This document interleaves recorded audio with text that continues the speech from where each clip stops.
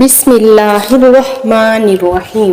السلام علیکم دوستو، جب حضرت یوسف علیہ السلام ملک ریان کے بادشاہ کے پاس حاضر ہوئے، ملک ریان کے بادشاہ نے حضرت یوسف علیہ السلام کے ساتھ 40 زبان میں بات کی، سب جواب اس کا حاضر دیا تھا حضرت یوسف علیہ السلام نے۔ تب بادشاہ نے عزیز کو کہا، اس کو میں نے تم سے امین اور گویا صاحب مرتبہ زیادہ پایا، جیسا کہ قرآن پاک میں ارشاد ہے۔ اس نے کہا، تحقیق تو آج نزدیک ہمارے مرتبے والا ہے۔ بس اب عزیز کا علاقہ سرکار سے موقوف ہوا اور حضرت یوسف علیہ السلام کو اپنے پاس رکھا۔ بادشاہ نے حضرت یوسف علیہ السلام کو کہا، میں تم کو خدمت و زراعت کی دوں گا۔ آپ علیہ السلام نے کہا، میں وزارت نہیں مانگتا کیونکہ لوگوں کی خبر گیری مجھ سے نہ ہو سکے گی۔ پھر بادشاہ بولا، عزیز کا کام تم کو دوں گا۔ وہ بولے، نہیں، کیونکہ حق عزیز کا مجھ پر بہت ہے، وہ اپنے کام پر قائم مقام رہے، کیونکہ اس کا کام لینا مجھے نہایت بدنامی ہے۔ پھر بادشاہ بولا، تم کیا چاہتے ہو؟ وہ بولے کہ مجھ کو سارے ملک کا اناج و غلے کا مختیار کر دو، بخوبی کام اس کا انجام مجھ سے ہو سکے گا۔ تب سرکار کا بھی کام آسان ہوگا اور رعایا کا بھی کام آسان ہوگا، اور رعایا کا یہی عدل و فلاح ہوگا۔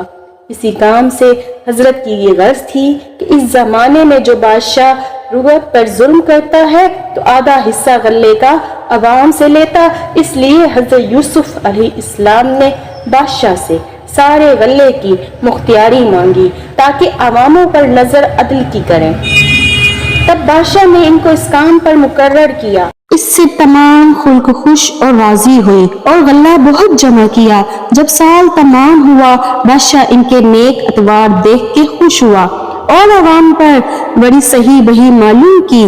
تب بادشاہ نے اپنا تاج شہی ان کے سر پر رکھ دیا اور تلوار اپنی کمر سے کھول کر ان کی کمر پہ باندھی، اور تخت مرصع و زر یاقوت سے جڑا ہوا، طول اس کا 30 گز اور عرض اس کا 10 گز تھا، لباس زرق برق پیش قیمت ان کو پہنا کے اسی تخت پر بٹھایا۔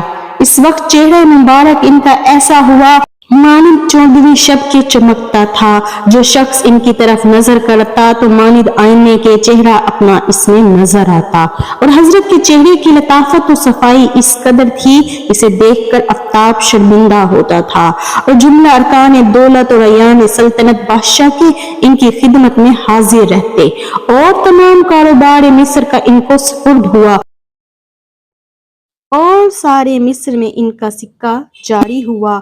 اور وفات بعد عزیز کے تمام خزائن اس کے حضرت یوسف علیہ السلام کی ملک میں آ گئے، اور بادشاہ سلطنت سے ہاتھ اٹھا کر خانہ نشین ہوا۔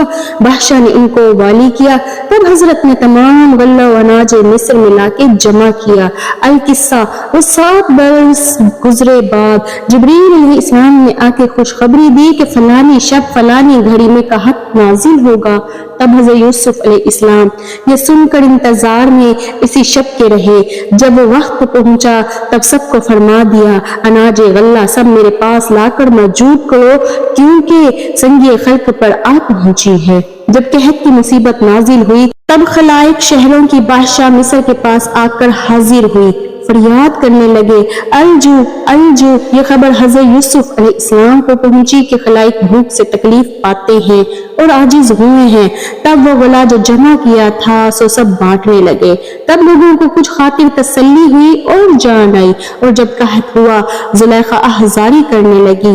یوسف علیہ السلام کا نام جو شخص زلیخا کے پاس لیتا، انعام و اکرام دے کر اس کو رخصت کرتی، بہت روپے دیتی، جتنی دولت تھی سب ان کی راہ میں لٹا دیتی، یہاں تک کہ محتاج فقیر نہیں ہوئی، اور شب و روز یوسف علیہ السلام کے لیے روتے روتے بڑھیا ضعیف ہو گئی، اور دونوں آنکھیں روشنی جاتی رہی، آخر چلنے سے معذور ہو گئی۔ ہر روز اس کو لونڈیا محافے میں رکھ کر برسر راہ یوسف کھڑا رکھی تاکہ خاک پائے۔ یوسف علیہ السلام کی گھوڑی تو چشم اس کا کرے۔ چند روز آتش فراق میں اس طرح جلتے گزرے۔ یوسف علیہ السلام کی حشمت و دبدبہ بادشاہی کا اس قدر تھا جس وقت حضرت گھوڑے پر سوار ہو کر نکلتے 40,000 جوان سلح پوش اور 4,000 جوان کمر بند زریں اور 1,000 ہوش مند ہمراہ چلتے۔ خبر ہے ایک دن حضرت یوسف علیہ السلام سوار ہو کر سیر کرتے ہوئے مرض الہی سے اسی راہ میں جا پڑے جس پر زلیخا تھی۔ لونڈیوں نے ان کو دیکھ کر زلیخا کو جا کر خبر دی، اے زلیخا، یوسف علیہ السلام یہاں آ موجود ہوئے۔